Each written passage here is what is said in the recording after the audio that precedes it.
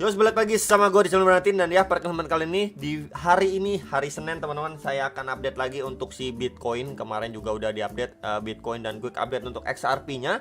Dan untuk hari ini quick update altcoin itu akan saya update Solana. Jadi the next atau besok gitu ya, kalian bisa tulis di kolom komentar untuk altcoin quick update kira-kira apa lagi gitu ya, karena kemarin ini udah cukup variasi saya update-nya XRP, Ethereum, Bitcoin, BNB, Gala, LTC, Shiba dan lain sebagainya gitu ya.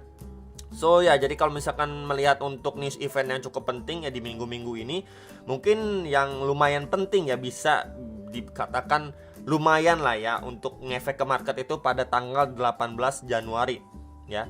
Di sini ada FOMC member speak juga, ini sekitar jam 3. Kemudian tadi saya cek teman-teman sebentar, ini malamnya itu ada core PPI ya, kemudian ada core retail sale sama ada PPI. Ini mulainya itu jam setengah 9 malam ya, untuk rilis data beberapa data penting ini yang mungkin bisa lah ya menggerakkan market, entah nanti pump atau dump ya untuk marketnya. Jadi itu sedikit reminder pada tanggal 18, sekarang kan ini sebentar tanggal 16, berarti 2 hari lagi teman-teman ya, jadi bisa di save note-nya. Kemudian untuk si Bitcoin secara weekly time frame dulu kita bahas ya, karena udah closing weekly ini bagus banget ya. Di sini kita bisa lihat bersama-sama closing weekly-nya itu benar-benar bagus, and then bahkan dia recovery pada dump tanggal ini 7 Novembernya nih ya, red candle besar ini bahkan udah ke recovery ya, dia udah balik lagi lah ke harga sebelum dump atau drop untuk si Bitcoin. Palingan yang perlu kita pantau adalah sekarang, sama seperti biasanya saya menggunakan EMA 34 dan 55, which is yang terdekat sekarang adalah EMA 34 ya, garis warna biru ini. Ini kalau secara weekly kita ataupun saya tandain, ini di sekitaran area sini, dimana itu menjadi highest-nya pada 12 September 2022. Nah pas di sini ya, di sekitaran 22.100 sampai range-nya itu 22.000. Sebentar, ini berapa waktu itu, 22.700-an dolar ya. Jadi sekitar 22.100 sampai 22.700-an dolar itu menjadi next target Bitcoin ya, untuk secara weekly yang kita bisa pantau.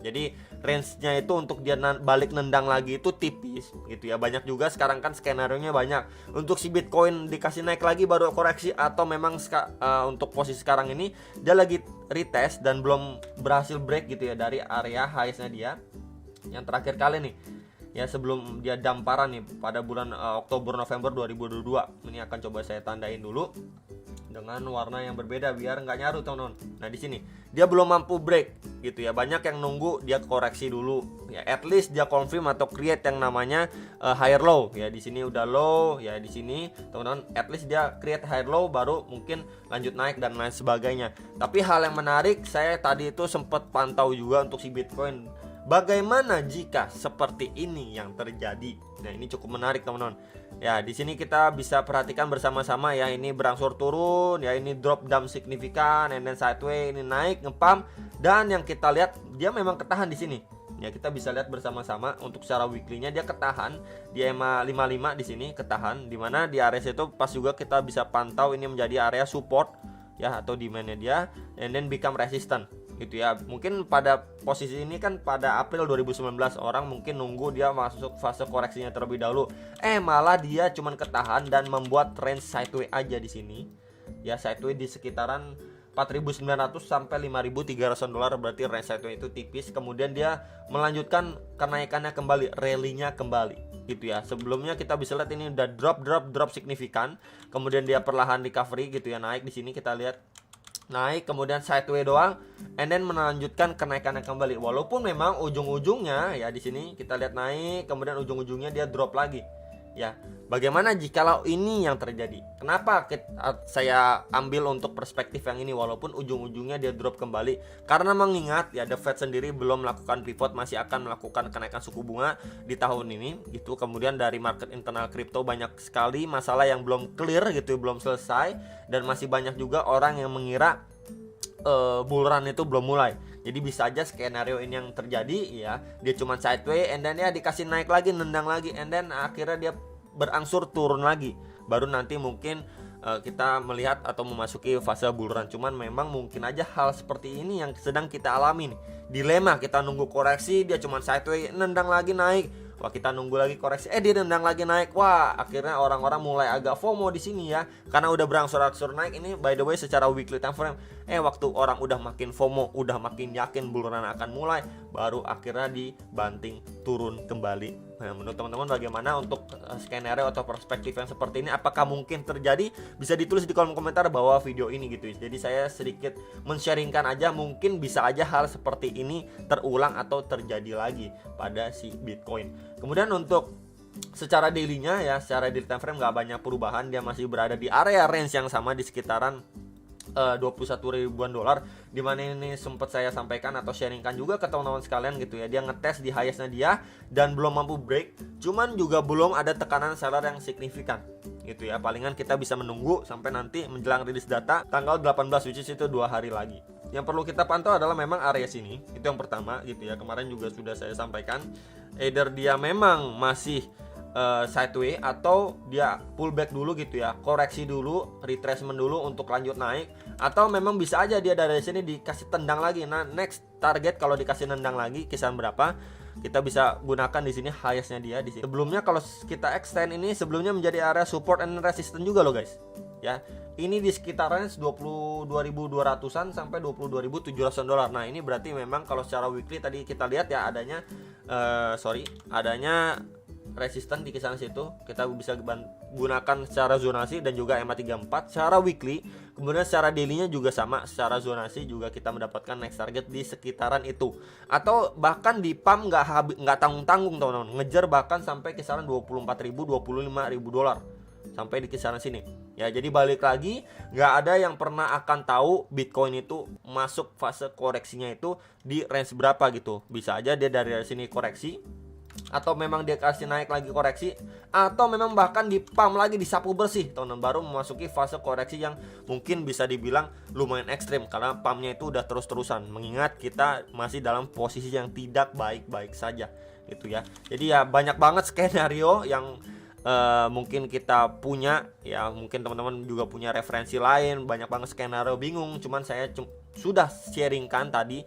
Bisa aja ini yang terjadi, kita memang nggak kemana-mana, sideways aja, and then akhirnya market ini naik lagi, namun pada akhirnya dia ya ujung-ujungnya drop lagi, dump lagi teman-teman. Seperti ini, hal seperti ini yang perlu sekali menjadi salah satu pertimbangan kita semua. Bisa aja ya orang nunggu koreksi nggak koreksi, orang nunggu naik lagi nggak naik juga, apa namanya, sideways aja, akhirnya ditendang naik walaupun ujung-ujungnya drop dalam lagi ya. Jadi itu sedikit reminder. Dan untuk RSI-nya pun di sini secara daily masih extremely overbought. Jadi ya bisa dibilang ini ngeri-ngeri sedap kalau kita gunakan bantuan indikator juga. Next ini untuk quick update Solana. Jadi untuk Solana secara daily time frame ini sempat kita bahas juga ya untuk area potensi dropnya. And then ya dia udah masuk di range area sini, bikin tail candle gitu ya, pas banget di antara range 6,9 sampai 8,4 dolar gitu ya. Dia bikin tail candle ke area situ dan akhirnya berangsur-angsur pulih, juga didukung juga recovery dari si Bitcoin. Dan sekarang ini dia lagi ketahan ya, dia lagi ketahan di area sini waktu dia close candle pada 9 November nih guys. Nah, di area sini, range ini dia mulai ketahan ya, pergerakannya mulai ketahan, sama seperti Bitcoin yang sekarang ini mulai ketahan di area resistance quote-nya.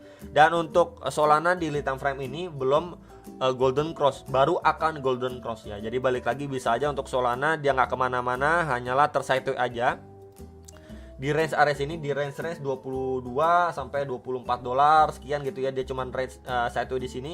Kemudian EMA34 dan 55-nya golden cross menghampiri dia, atau malah yang kita bisa pantau atau adalah si Solana itu make decision untuk koreksi terlebih dahulu.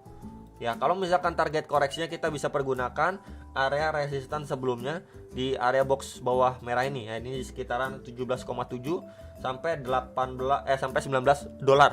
Yaitu menjadi target penurunan atau ya istilahnya target idealnya Solana lah.